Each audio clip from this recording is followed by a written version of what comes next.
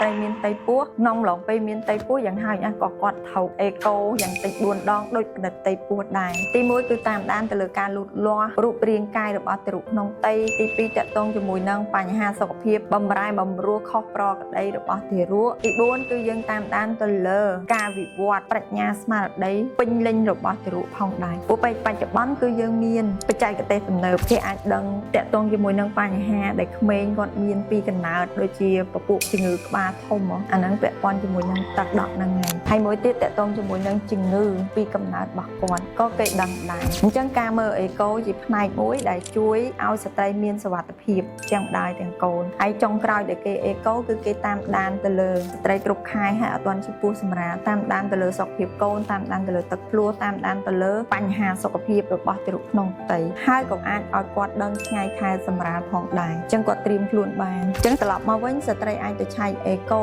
យ៉ាងតិចណាស់ក៏4ដងក្នុងឡងពេលមានតៃពោះដែរបើគាត់មានបញ្ហាសឹងថាគេណាត់គាត់ទៅជារៀងរាល់ខែ